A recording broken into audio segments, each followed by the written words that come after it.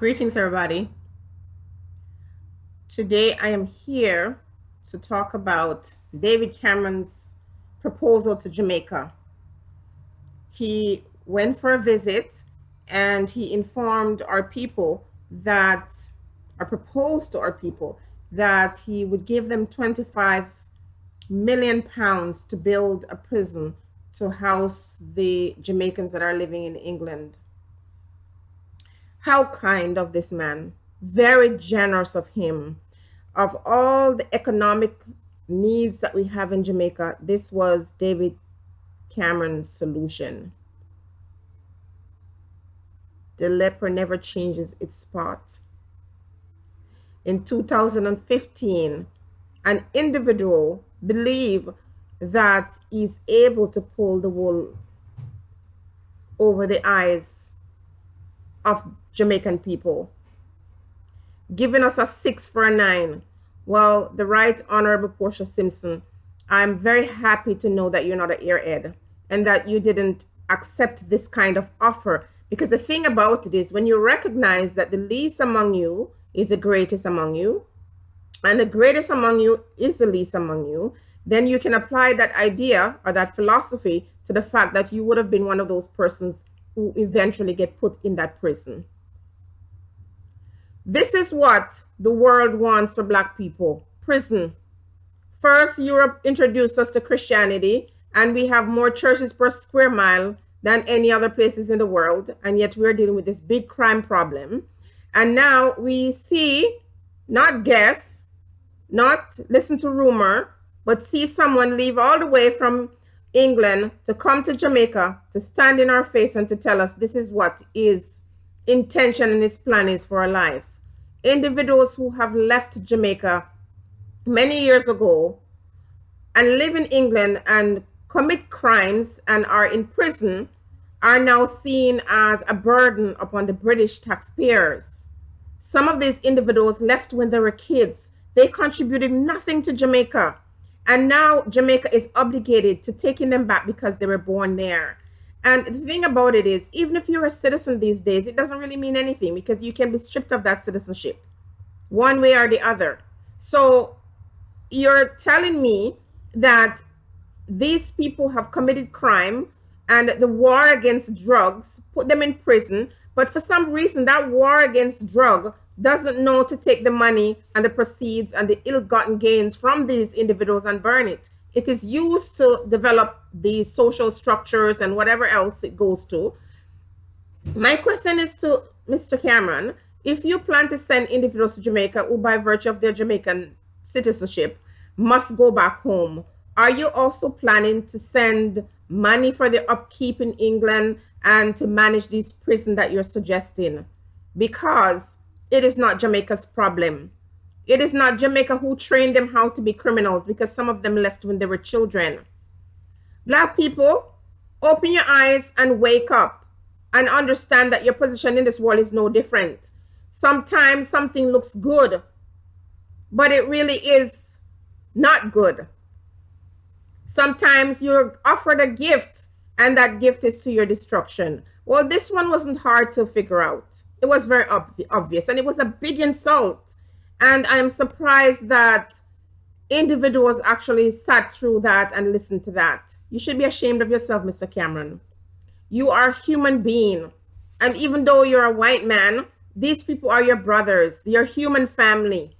And to really think that you can leave England, pick up your big self and go to Jamaica, and for some reason you think these Black people are so stupid that you could make a proposal as that and they would accept it. That is very preposterous, and that is very presumptuous of you. Our condition in this world is not different. The majority of people, there's a lot of people in the world, that's all they want for Black people. This is why Black people, you have to stop committing crimes. Find positive ways to express yourself. Stop getting involved into some system that only works to destroy you. Because Black people certainly aren't the ones who invent the drug trade. Black people are the ones who benefit from it the least, because usually when they're drug runners, they're working for kingpins. They're just at the bottom of the social rung as far as drugs is concerned. And Jamaica cooperates with the United States and England and different places in the world when they find out that individuals are filtering money to the system and the money is drug money. They participate in ensuring that, this money goes back to England. There's a problem with that. Someone goes to prison for 25 years for getting involved in drugs, for example, and that money is used by the country where they sold drugs, and now they come to Jamaica and they're a problem in our system because they come home, they have no home, they have no jobs, because these countries that are deporting them do not think for a moment that they could help the Jamaican government in creating more jobs. David Cameron, do you know that if you had given Jamaica 25 million pounds to build a factory, it would do those individuals that you're deporting well? It would help to build the economy, and it wouldn't make it seem so horrible, this proposal that you're sending them to prison. That is an insult. It is time for Jamaica to realize that things have not changed. The colonial masters came and enslaved their bodies way back then, but it's our minds now that they're continuing to enslave. To think that you could actually stand in front of these individuals, educated people, and propose the idea of building prison to house over 600 people who are in the UK. So Jamaica has become a new prison tourist site. Well, no, thank you. We don't need your money. If that's all you want for Black people, to see them imprisoned. You see, when you come and you say these things, I shouldn't get upset. We shouldn't get upset. We should stay quiet and listen and allow you to speak. Because when you open your mouth, you say exactly who you are. And you're not that different from the forefathers. The ones who owned slaves, you're not that different. Because if you actually think that we are going to accept money from you to build more prison, the indication of what you think we are and where we think we need to go. Every building that is put up in a country, when that infrastructure is built, it is meant to last forever.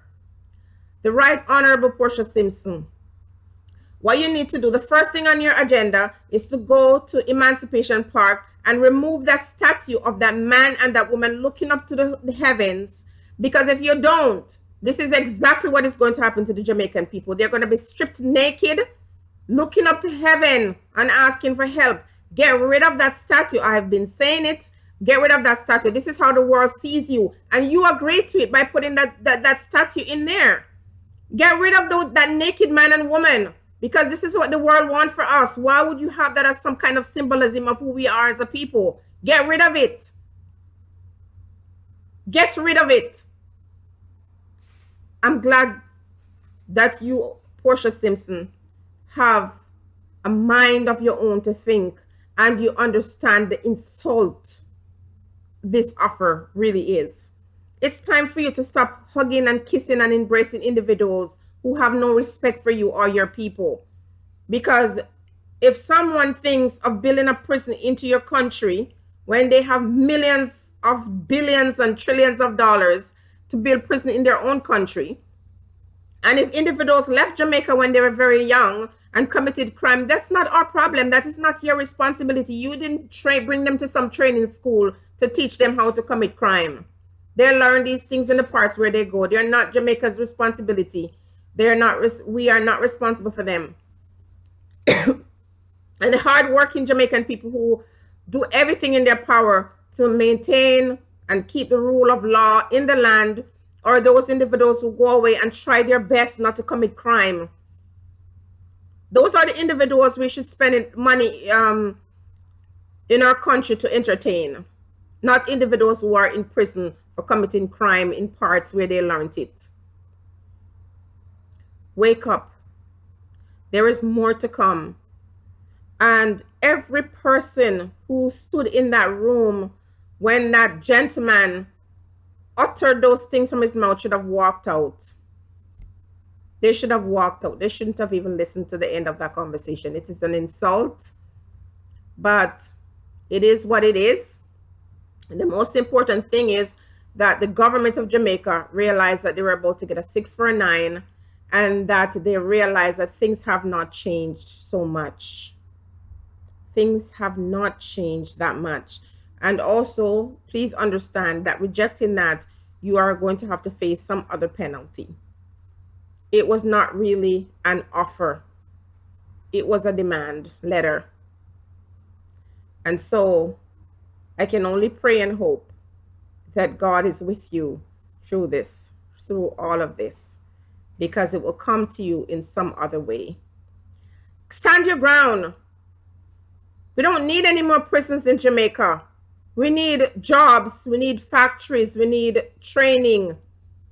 We need hope for our people. We need our young people to see that tomorrow, there's a promise for tomorrow. There's an opportunity to achieve greatness in their lives. I'm not surprised, Mr. Cameron. Unfortunately, I wish I could say that I was shocked and I was surprised, but I'm not. I'm not. The slave master never wanted anything good for my people, and I don't expect his children to want more. So we forgive, and we're asked to forgive. But when we forgive the fathers, but we still have to face the sons. And we hope that our sons, modern day sons and daughters, would recognize that we are also family. We are part of the human family. And it is in our best interest that we cooperate and we love each other. But individuals decide that they want to maintain the status quo. That offer was very racist and very disrespectful. If you don't want them in England and you don't think taxpayers should be paying for them, then we don't want them in Jamaica. And we certainly don't think that the Black people in Jamaica who are already struggling should be responsible for individuals who learned their criminal activities in Great Britain. Be blessed, everybody. Think on these things.